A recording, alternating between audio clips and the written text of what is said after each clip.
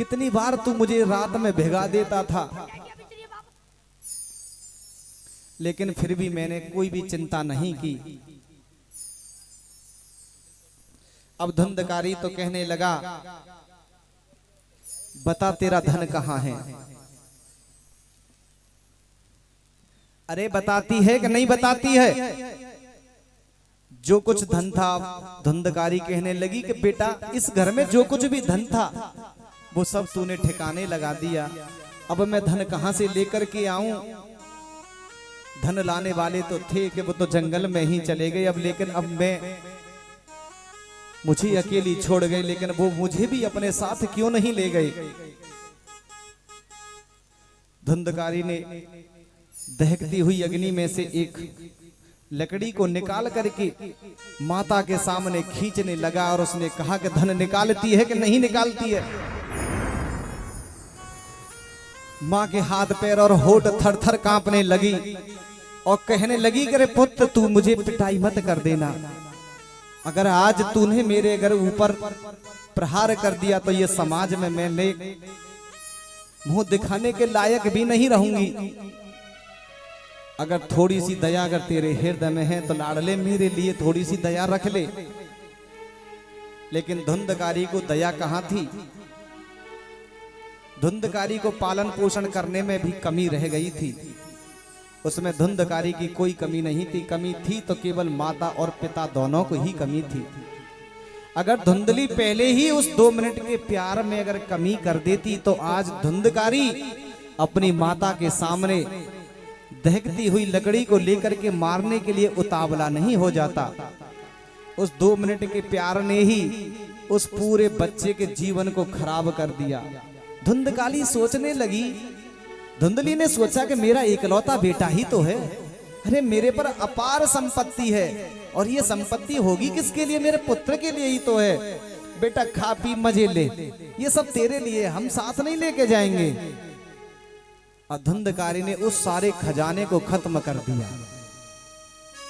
अंत में मां थर थर कांपने लगी और कहने लगी कि बेटा बस मैंने अपने कानों में ये छोटी सी कील पहन रखी है, अगर तू इसी का भूखा है तो इसे ले ले।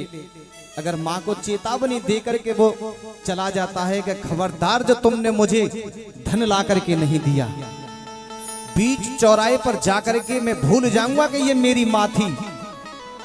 मुझे माँ से कोई भी मतलब नहीं, मुझे केवल ही और केवल धन चाहिए। मैं कुछ नहीं जानता, मुझे धन की जरूरत है। अब धुंधकारी पड़े पड़े खाट में सोच रही है, अब इस दुखियारी माता को नींद कैसे आए? अब वो सोचने लगी कि मेरा बेटा कहीं मुझे बेइज्जती न कर दे। आज तो मैं अपना चेहरा दिखाने लायक है, लेकिन मेरे पर अगर हाथ छोड़ दिया तो मैं चेहरा नहीं दिखा पाऊंगी। और इससे तो अच्छा यही है कि ऐसे दुष्ट पुत्र के हाथों से मरना तो यही है कि मैं स्वयं आत्महत्या करके मर जाऊं। धुंधकारी बेचारी दुखी होकर के इतनी दुखी हो गई, अपना पलंग छोड़ करके और सीधी वो पास में कुआं था, घर से बाहर निकल करके कुएं में ऐसी जोर से छलांग लगाई और उसने आत्महत्या कर दी। लेकिन मैं सभी भक्तों से यहाँ पर, क्योंकि मेरी माताएं बैठी हुई हैं, आप अपने पुत्र को धन कमाने की कोई भी ट्रिक बताओ या मत बताओ। भले ही धन कमाए या न कमाए, इस बात का कोई भी फर्क नहीं पड़ता, लेकिन आप अपने पुत्र को धनवान मत बनाना। आप अपने पुत्र को यदि अगर बनाना चाहती हो तो संस्कारवान बनाना। अरे जो एक पुत्र अगर संस्कारी हो जाता है ना, वो 3 पीढ़ियों को भी तार देता है। पुत्र वास्तव में ही पुत्र होना चाहिए। और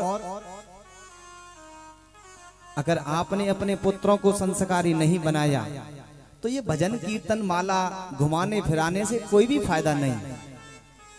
कि लिए माला फिरोते हैं,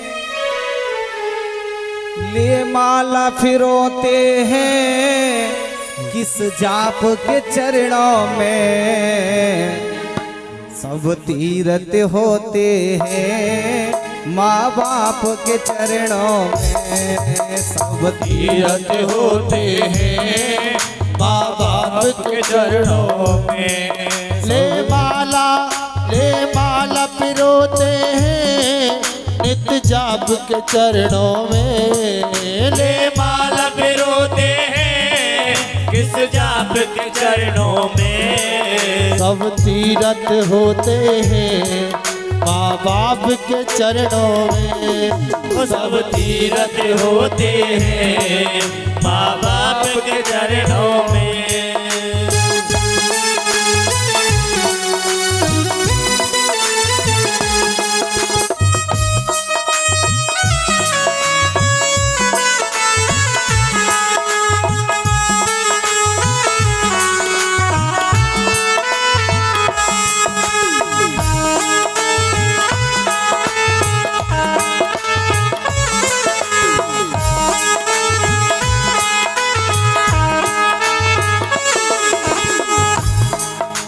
पिता दुखी घर में भूखी रोवे अम्मा। है पिता दुखी घर में भूखी रोवे अम्मा। है पिता दुखी घर में भूखी रोवे अम्मा। है पिता दुखी घर में भूखी रोवे अम्मा। बेटा गोवर्धन की दे रहो है परिक्रमा। बेटा गोवर्धन की दे रहो है परिक्रमा। उस पुण्य को खोते हैं उस पाप के चरणों में।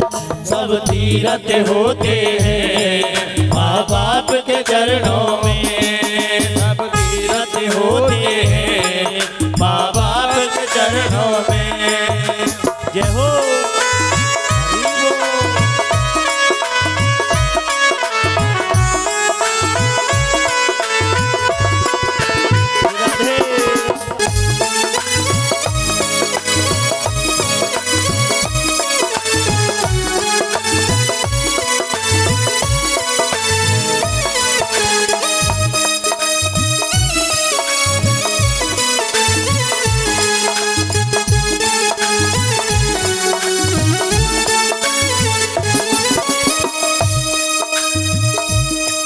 मंदिर में जो बैठा है कोई देव न दूजा है।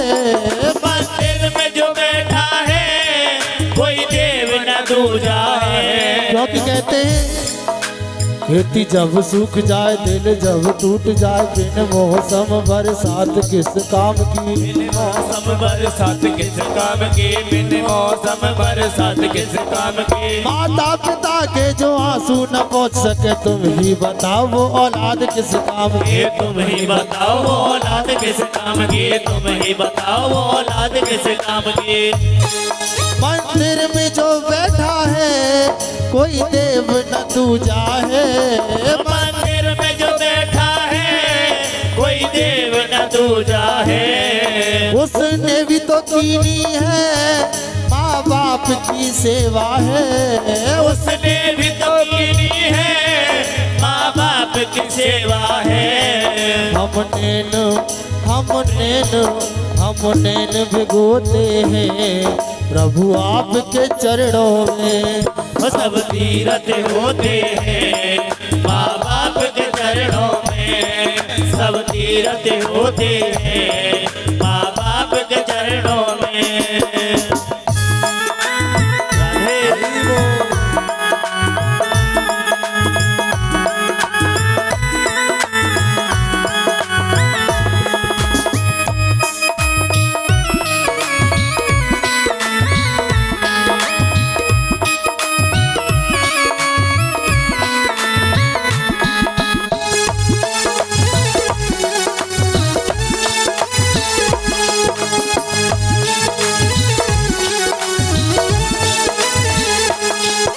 और कहा नहीं चारों धाम मिले तुम फिर भी जी लेना। नहीं चारों धाम मिले तुम फिर भी जी लेना। क्योंकि कहते हैं बुरा हो वक्त तो हर कोई टाल देता है, और गधे पर बैठ जाओ तो गधा भी चाल देता है। जवान बीवी के चक्कर में अपना ही बेटा बूढ़े माँ बाप को घर से निकाल देता है। ना चारों धाम मिले तुम फिर भी जी लेना, ना चारों धाम मिले तुम फिर भी जी लेना। माँ बाप के चरणों का चरणामृत पी लेना, माँ बाप के चरणों का चरणामृत पी लेना। माँ बाप के चरणों का चरणामृत पी लेना, माँ बाप के चरणों का चरणामृत पी लेना। नित्य सेवा करते हैं, नित्य सेवा करते हैं, गुरु आपके चरणों में सब तीरथ होते हैं। माँ बाप के चरणों में सब तीरथ होते हैं माँ बाप के चरणों में। ये माला जपते हैं नित्य जाप के चरणों में, ले माला जपते हैं प्रभु जाप के चरणों में। सब तीरथ सब तीरथ सब तीरथ होते हैं माँ बाप के चरणों में। ओ सब तीरथ होते हैं माँ बाप के चरणों में। सब तीरथ होते हैं माँ बाप के चरणों में। सब तीरथ चरणों में। सब तीरथ होते हैं माँ बाप के चरणों में।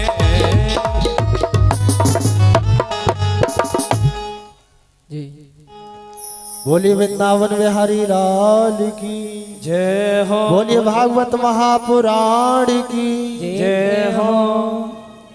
एक बार सभी भक्त बोलेंगे बोले बाकी बिहारी लाल की जय हो। आइएगा भक्तों, आपके गांव मेवगढ़ी में चल रही श्रीमद् भागवत कथा ज्ञान यज्ञ। कहा जाता है कि इस पुराण को एक महापुराण भी कहा जाता है। उसका महत्व हमारे व्यास जी बताएंगे। और इस महापुराण का आयोजन आपकी इस बस्ती में हुआ है, और इस बस्ती के कुछ दानदाताओं ने इसमें अपनी पुण्यमय कमाई से कुछ दान दिया है। उन दाताओं की सूची इस प्रकार है: 50 रुपये सोनू मेवगढ़ी से, और 500 रुपये राजेंद्र मेवगढ़ी से, और 500 रुपये राजपाल जी मेवगढ़ी से इस कथा में दान करते हैं। इनके लिए एक बार सभी भक्त जोरदार ताली बजाएंगे। ए बजा लियो। एक बात बताओ भक्तों कि अकड़ना तो मुर्दे की पहचान होती है, कि अकड़ना तो मुर्दे की पहचान होती है, और ताली तो वही बजाते हैं मेरे भक्तों जिनके हाथों में जान होती है। तो बजाओ ना ताली। बोलिए वृंदावन बिहारी लाल की।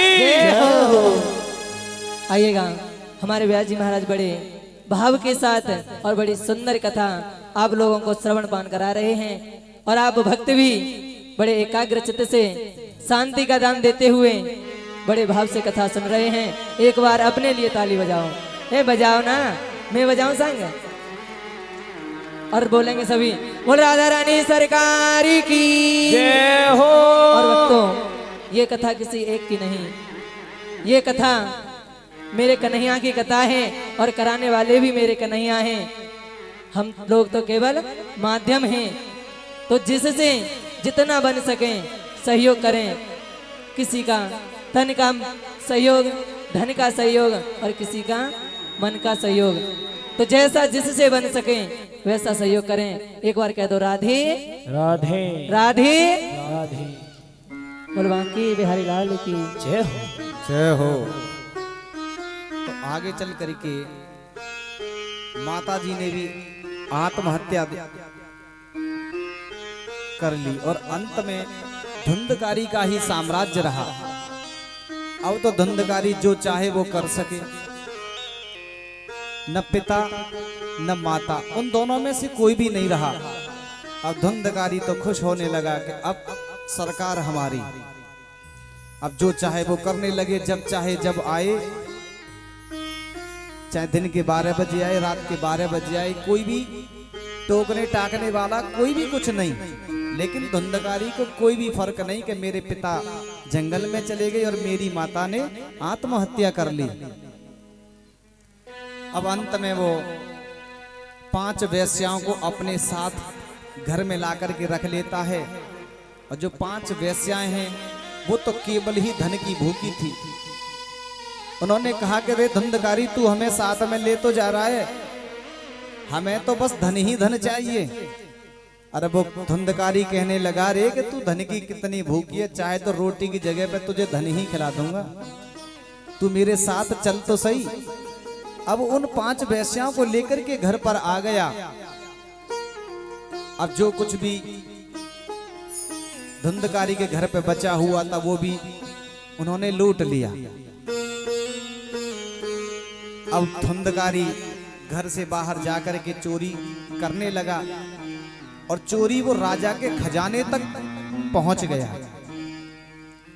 अब उन 5 वेश्याओं ने सोचा कि ये राजा के खजाने में से चोरी कर रहा है और ये एक ना एक दिन तो पकड़ा जाएगा। अगर ये कैसे भी पकड़ा गया तो इसके साथ में हम भी पकड़े जाएंगे।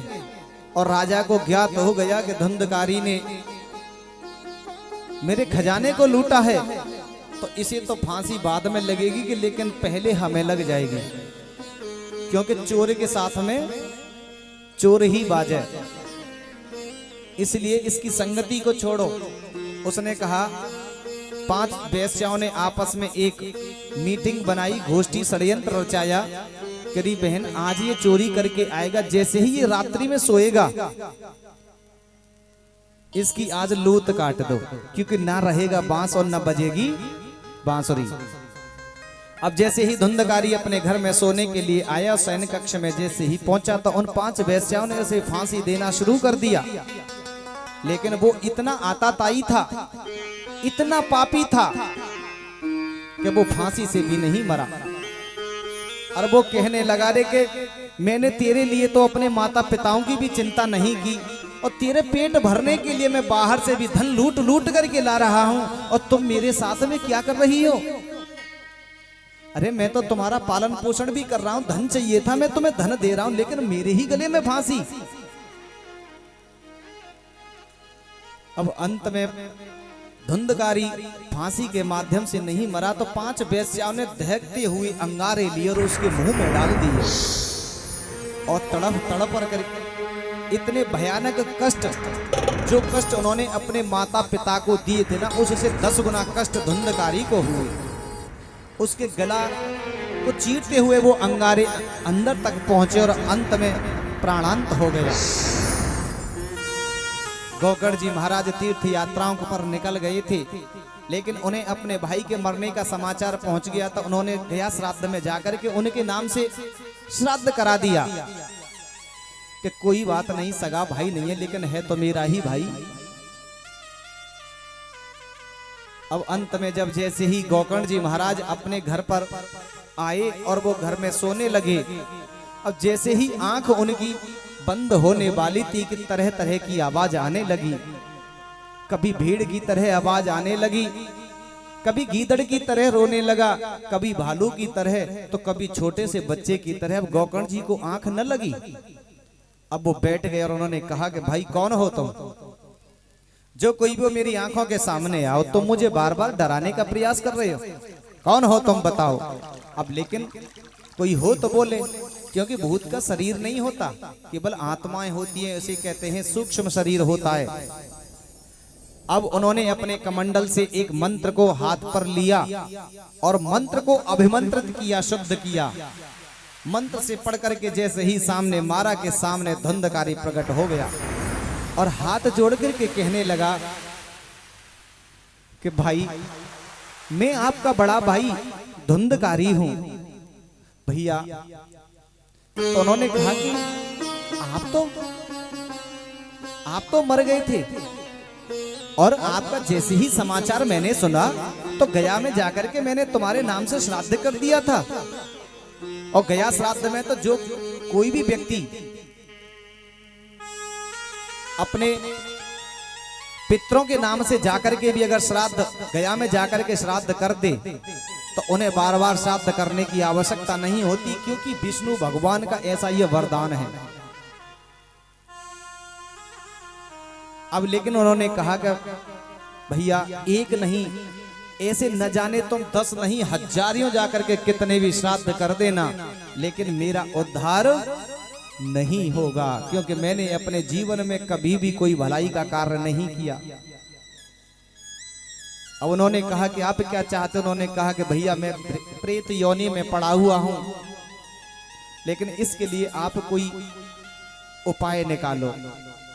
गोकर्ण जी सूर्य भगवान के उपासक थे। उन्होंने कहा कि भाई अब तो ये बात तो मेरी भी समझ में नहीं आ रही, तो इसलिए उन्होंने अपने देव को याद किया। सूर्य नारायण भगवान जा रहे थे, उन्होंने ओम सूर्याय नमः, उन्हें सूर्य भगवान का आवाहन करके उन्हें वहीं के वहीं ठहरा दिया और कहने लगे कहो क्या बात है। उन्होंने कहा कि हे सूर्यदेव आप ही मेरा मार्गदर्शन कीजिए कि अब मुझे क्या करना चाहिए। तो उन्होंने कहा कि सिर्फ सत्कर्म करो, सत्कर्म करना है। सत्कर्म वही श्रीमद् भागवत की कथा। और वहां पर गोकर्ण जी महाराज ने पांडाल सजाया और गद्दी पर स्वयं ही आसीन हो करके उन्होंने कहा कि कल आपको कथा श्रवण करने के लिए आना है, और जहां भी आपको आसन मिले शांति पूर्वक आसन ग्रहण कर लेना और सुनते रहना। अब जैसे ही कथा की शुरुआत हुई, शुभारंभ हुआ, मंगलाचरण हुआ। अब धुंधकारी सूक्ष्म शरीर रूप धारण था, वो करके आया। अब जैसे ही जहां बैठे हवा का ऐसा झोंका आए कि इस स्थान को पलायन कर दे, क्योंकि उसका कोई शरीर तो था ही नहीं, वजन तो था ही नहीं। हवा के हल्के से झोंके से वो हवा बाधा बन रही थी। उसने कहा कि भाई अब मुझे क्या करना चाहिए। जहां गोकर्ण जी भगवान की गद्दी लगी हुई थी उनके पीछे बांसों की खेती थी, और एक जो बांस था वो ऊपर से खोखला था, और धुंधकारी उस बांस के बांस में अंदर जाकर के बैठ गया। और जैसी कथा को श्रवण किया, प्रथम दिवस की कथा को श्रवण किया और उसने अपने जीवन में उतारा। कथा को सुनने मात्र से कुछ नहीं होता जब तक आप अपने जीवन में नहीं उतारोगे। अब उसने कहा कि भाई मैंने अपने पूर्व जन्म को तो मैंने धिक्कार कर ही दिया था, लेकिन अगले जन्म को मैं बना लूं, हो सके कि गोविंद की कृपा हो जाए। अब उसने प्रथम दिवस की कथा सुनी कि पहली गांठ फट गई। इसी प्रकार कथा को सुनते सुनते सप्तम दिवस की कथा को श्रवण किया और अंत में सातों गांठ फट गई और एक दिव्य स्वरूप सामने प्रस्तुत हो गया। और उनके लिए विष्णु भगवान का पार्षद विमान लेकर के आए और कहने लगे कि धुंधकारी आओ, चलो विष्णु धाम के लिए चलो, तुम्हारा जीवन धन्य हो गया। अब सभी श्रोता कहने लगे अरे कि प्रभु कथा तो हमने भी सुनी है, कथा धुंधकारी ने थोड़ी सुनी है, कथा तो हमने भी सुनी है। तो उनमें से 2-4 बड़े बूढ़े कहने लगे कि भैया इस विमान में हमें भी ले चलो। तो वो कहने लगे कि नहीं नहीं नहीं, हाउसफुल, केवल एक की सीट थी, धुंधकारी के लिए आए। तुम धुंधकारी की तरह करोगे, अमल करोगे तो तुम्हारे लिए भी एंट्री हो जाएगी, लेकिन अभी तो हाउसफुल है, तुम्हारे लिए कोई भी टिकट नहीं। अब कहने लगे कि देखो परमात्मा हमसे भी भेद करता है। अरे कथा धुंधकारी ने भी सुनी और हम भी सुन रहे हैं, उसके लिए विमान और हमारे लिए कोई भी विमान नहीं। तो कहने लगे, ऋषियों ने कहा कि श्रोता 3 प्रकार के होते हैं। कितने प्रकार के? श्रोता सुनने वाले 3 प्रकार के होते हैं। एक तो होता है सरोता।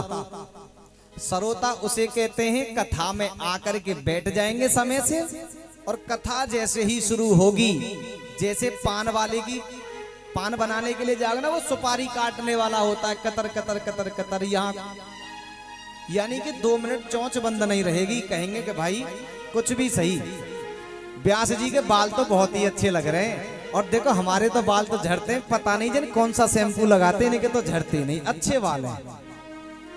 दूसरी कहेंगे कि बाल की तो बात छोड़, अभी उम्र भी नहीं है, ठीक है, अच्छा कह रहे हैं, आनंद आ रहा है। फिर तीसरी बोलेंगे श्रीमती जी कि गद्दी अगर ऐसे सीधी लग जाती ना तब और अच्छा था, लेकिन इन्होंने गद्दी यहाँ ऐसे क्यों लगाई, परिक्रमा के लिए जगह भी नहीं छोड़ी इन्होंने। तो वो सर्वोता होते हैं, कुतर कुतर कुछ न कुछ करते रहेंगे, तो ये ऐसे होते हैं सर्वोता। दूसरे कौन होते हैं? सोता, सोने वाले, क्योंकि रात में उनके पुत्र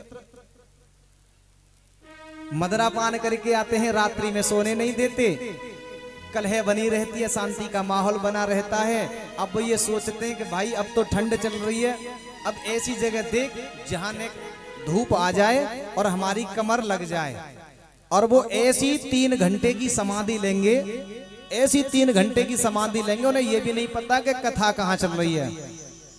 पड़ोसन एक दूसरे को जगाई, अरे व्यास जी देख रहे हैं जग, चुप चुप, मैं आंख बंद करके बड़े ध्यान से सुन रही हूँ, आनंद आ रहा, डिस्टर्ब मत कर, सुन रही हूँ मैं, ध्यान से सुन रही हूँ। अच्छा, तो वो भी कहेगी कि बहन मैं तेरे भजन में क्यों बाधा करने लगी।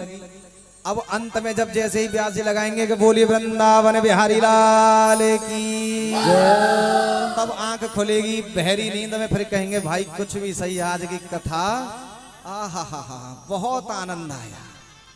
अब पड़ोसन कहने लगी कि बताइए कौन सा भजन गायो, वही मेरी नेक 2 मिनट आंख लग गई, बाकी कथा तो मैंने सुनी, बस वही मेरी आंख लग गई। लेकिन कथा बहुत अच्छी कह रहे हैं, आनंद आ रहा है। तीसरा होता है श्रोता, जिसे कहते हैं सुनने वाला। वो एक ही आसन में बैठ करके ध्यान से सुनता है और उसका केवल ही दिल और दिमाग दोनों ठाकुर जी के चरणों में होते हैं, और कान व्यास जी की तरफ होते हैं कि व्यास भगवान क्या कह रहे हैं। हो सकता है कि कोई भी बात हमारे जीवन को बदल दे। तो कल से सभी भक्त जितने भी आए ना, तो अपने अपने छोटे छोटे बच्चों को साथ में लेकर के आया करो। कुछ माताएं तो इसलिए नहीं लेके आती, न सुनेगो न सुनन देगो। अरे भले ही सुने न सुनने दे, लेकिन बच्चे, छोटा सा बच्चा होता है, मंदिर पढ़ते ही कहते ना कि बेटा जय जय मैया करो, तो जय जय मैया करता ही नहीं करता है। जब वही बच्चा बड़ा हो जाता है तो फिर हम भूल जाते हैं कहना कि बेटा जय जय मैया करो, फिर वो क्यों जय जय मैया करेगा। अरे इन बच्चों को जगाना पड़ता है, ये सोए हुए हैं, इन्हें बार बार जगाओ, क्योंकि माँ संत नारद है। बोली कृष्ण कन्हैया लाल की। ऐसे ही नारद जी का एक स्वभाव है, वो मैं आपको बता दूं।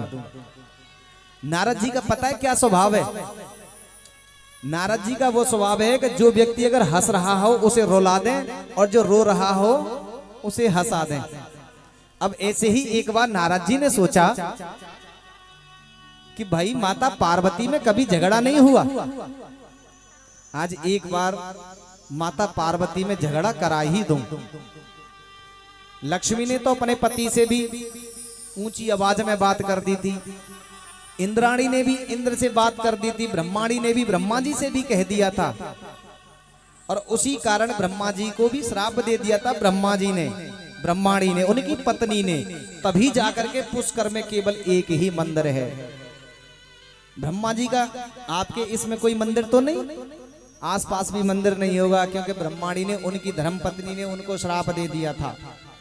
अब ऐसे ही नारद जी सोचने लगे कि मुझे माता पार्वती के पास में चलना चाहिए, मैं भी देखूं उनमें झगड़ा होता है कि नहीं होता, लेकिन मैं झगड़ा अवश्य ही कराऊंगा। अब सीधे आए और आते आते माता पार्वती बैठी थी, और माता पार्वती की नजर नारद जी पर पड़ी, तो वो कहने लगे, अरे नारद जी बड़े दिनों के बाद आए हो, कहाँ रहे? अरे अब तो आपने आना जाना छोड़ दिया है, आओ प्रभु आओ, मेरी इस कुटिया में आप अपने पदार्पण करो, चरणोपादका रखो। प्रभु आप तो संत, विरक्त संत हो, आपके दर्शन मात्र से ही तीनों प्रकार के तापों का उन्मूलन हो जाता है, खत्म हो जाते हैं। देहि दैविक भौतिक तापा, राम राज्य काहू नहीं व्यापा, ये तीनों प्रकार के ताप आपके दर्शन मात्र करने से ही खत्म हो जाते हैं।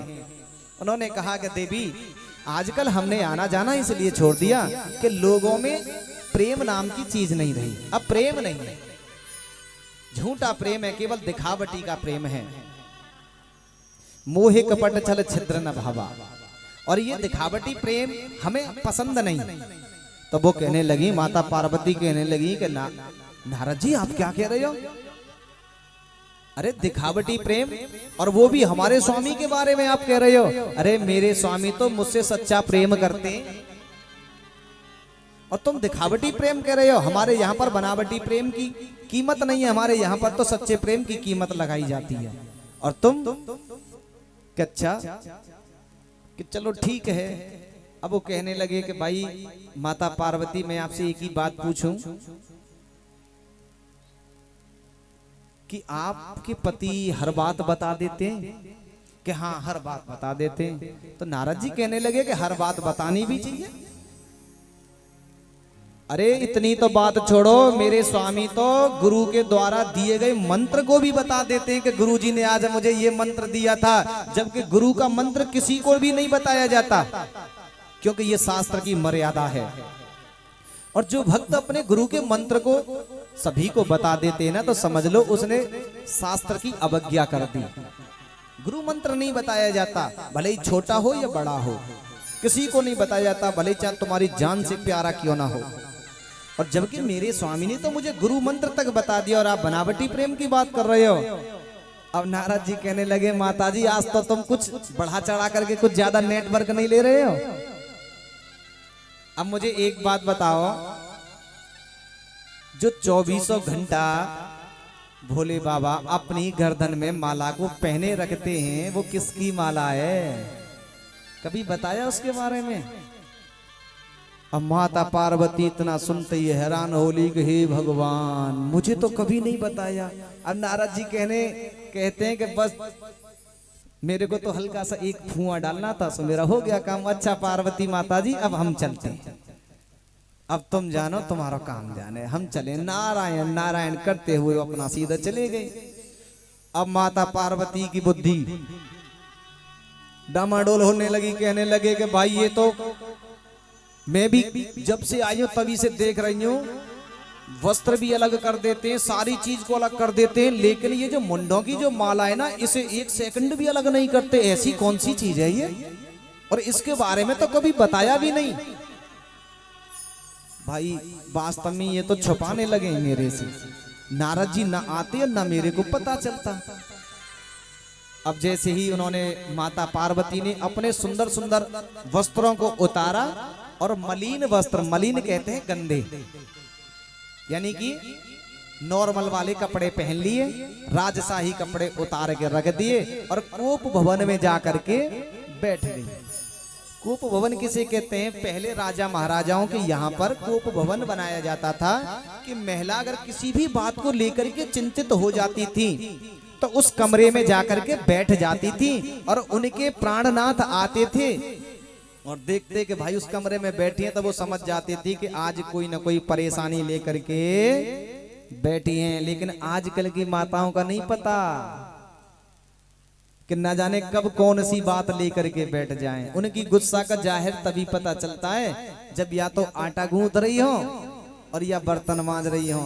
बर्तन समझ लो कि कल की अपेक्षा ज्यादा में मांजने में आवाज हो रही है ना फटर फटर की, तो समझ लो आज ये भी नाराज हैं कि देख ले वो तो वहां बतगच्चे ठाक रही है और मेरी छाती पर जब बर्तन रख दिए। दो चार हो घर में तो कलाम पूरा जिलो को जिलो है मेरे घर में, कितने ना के झूठे बर्तन ने मांजू और देवगा में कौन यासी, कभी इधर को गुच्चा मारे कभी इधर मारे। पता चल रही है कि भाई हाँ आज ये नाराज है।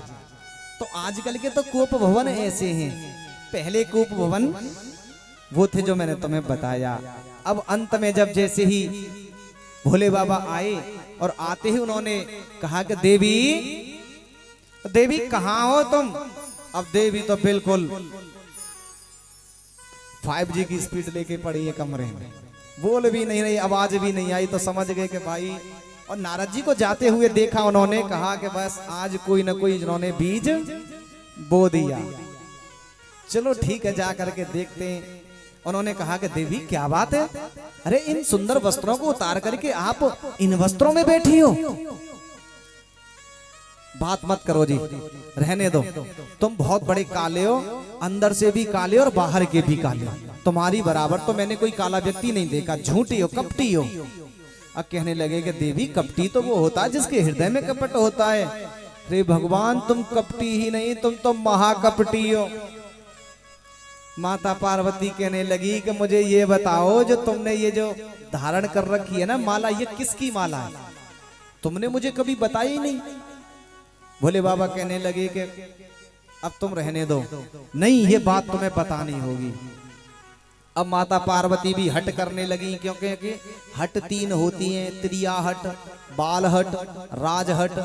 अगर नारी भी ठान ले कि मुझे ये कार्य कराना है तो वो करा करके ही मानेंगी। बच्चा भी अगर हट कर लेना कि मेरे को ये खिलौना लेना है तो वो लेकर के ही मानेगा। और राजहट, राजा अगर सोच ले कि मुझे ये कार्य करना है तो वो करवा के ही छोड़ेगा। तीन हट होती हैं। अब माता पार्वती ने कहा कि जल्दी से बताओ। अब वो कहने लगे कि देवी ये किसी और की माला नहीं, ये आपकी ही माला है। आपने इतनी बार अपने शरीर को बदला है, और जैसे ही आप अपने शरीर को छोड़ती हो तो आपके मुंड को लेकर के इस माला बना करके पुरो लेता हूं। तो वो कहने लगी और आप कि मैं न कभी मरता हूं और न, मैं तो ऐसे के ऐसे ही रहता हूं। अरे भगवान, ऐसी कौन सी दवा का सेवन कर रखा है जो मुझे बार बार मरना पड़ता है और आप हो के ऐसे ही रहते हो? तो वो कहने लगे कि कोई दवाई नहीं, मैंने अमर कथा का पान कर रखा है। तो वो कहने लगे कि स्वामी उस अमर कथा को मुझे भी सुना दो कि वो कौन सी अमर कथा है तुम्हारी। तो आइए अमर कथा को। कि अमरनाथ पे महादेव जी बैठे आसन मार, अमर कथा जब लगे सुनाने गौरा को त्रिपुरार। अरे हाँ गौरा को त्रिपुरार, उमा के पड़ गए सोता, राधे रहता। उमा के पड़ गए सोता,